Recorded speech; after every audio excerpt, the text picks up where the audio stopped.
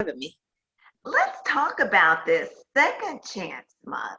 So, what it is I was telling you, learning a little bit and kind of researching this, I was like, okay, this is something where it really is just what it says it is, giving people a second chance. And talk Yes. about your passion for this.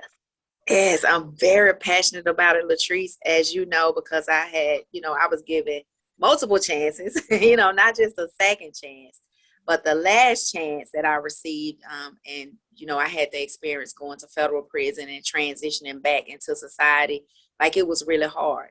You have doors closed in your face because of your background, and you're not looked at as, with your skills, what you can bring to the table, what you can offer, how you can improve any environment that you're in.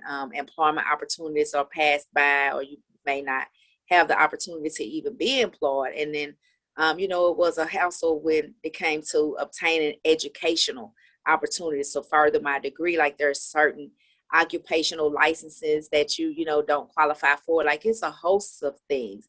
And that's what drove my passion because we have barriers in place after you've committed, went and done your time, and you're trying to, become a productive citizen, and you're still being held captive to that.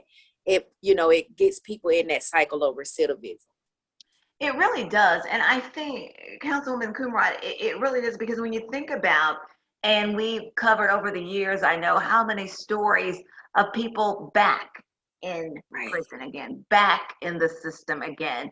And you talk about that recidivism, and it's like, why don't they just stay out of trouble? Is what is honestly what people say.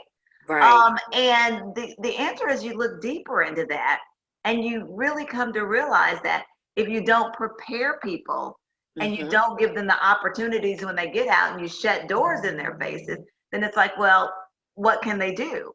Right. They're gonna return back. And that's where, employers can most definitely, go outside of their guidelines because they can change that, right? And give people the opportunity to be employed. When we think about our housing, opportunities, they ask on their application, like, have you been in trouble over the past 10 years? And some people are just, they get in trouble. It's been 3 years and it's like, oh, I can't, now I'm homeless. And then, when we take it a step past just the criminal justice system, when we think about people that are dealing with addictions, they're in that cycle of recidivism because they relapse and go back, and that kind of thing. And when we're thinking about people that are homeless, not just because they want to be homeless, but it could be a crash in the market that we saw.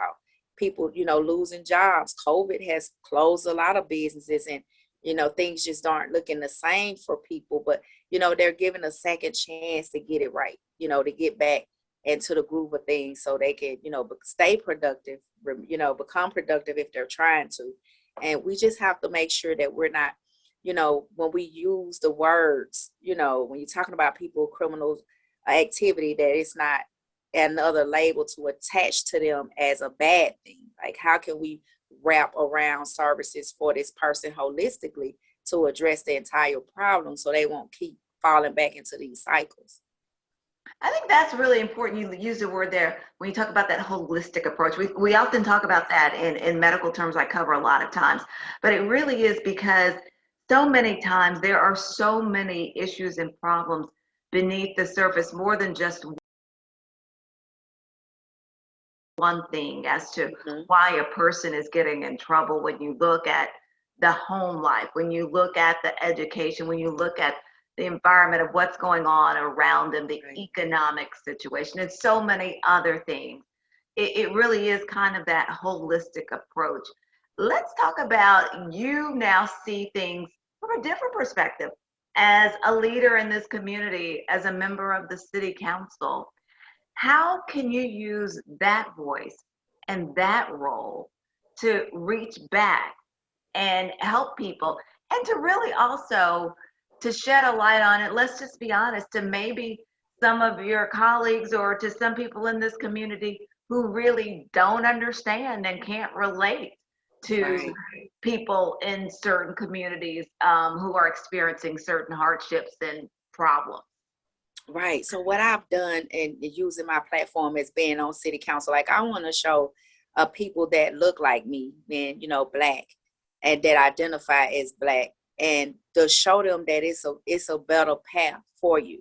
no matter if you come from a single parent home, parents that have been addicted to crack cocaine or whatever it is, if you dropped out of school or you didn't make the best decisions in your life, or you may not have obtained a college education, that's okay, because there's opportunity and we can see grace in that for you to get yourself together and move past all of those obstacles, labels, and stereotypes that we often get identified by. And then also, LaTrice, what I've done is for people who don't understand, I ask them to come take a walk with me. Let's go and visit those areas of the people that we're talking about in our inner city communities and rural areas, and let's see the way that they're living. Let's knock on that door and you will see and experience firsthand that latchkey kid that we don't know for certain who's had a meal for today, and they can't identify or instruct you where their parents are, right? And you will run into those, the opportunity to see a drug addicted person who's overdosed in a hallway in a housing development. So they get the experience and see that, and then they're like, wow, I had no idea this is what's happening. Sometimes it takes for you to see close up exactly how it affects you. So when we're hearing people say, not in my backyard, it's in your backyard more than you think it is. And it's going to take all of us to get out of our silos and understand that and figure out, solutions to where we can address the issue altogether. And one of the things you just hit on right there, I think is so important, is that we sometimes don't realize that we have more in common than we think, because you talked about a lot of the problems that are in the inner city, people can also face in rural communities as Right. well. And the thing of poverty, of lack of education, and so many of these issues overlap in these communities. And if we can just realize that a lot of times and say, Right. you know what, we do have a lot more in common than we think, and let's work together. Because as you've said before, a lot of times, and so many people said, we're stronger when we work together and when we come together. Right. That's certainly something that I've found over the years to be true. Absolutely, it is true. And then we'll take it a step further, because a lot of people, are afraid to talk about these things. But when I have, my white friends that grew up in a two-parent home, parents are both successful. They're CEOs and running companies, Fortune 500 companies. And then I find them, or I receive a message that they've overdosed on heroin, or something has happened, and it's just those ongoing issues, and it's deeper than that. And it's like, wow, these are the things that I'm told that I should experience because I grew up in that kind of atmosphere. But here it is, she's got a different upbringing and it's happening. So it's a lot of things that we have to talk about to address. And it's beyond just color line, right? It's happening to everybody, no matter what color that you are.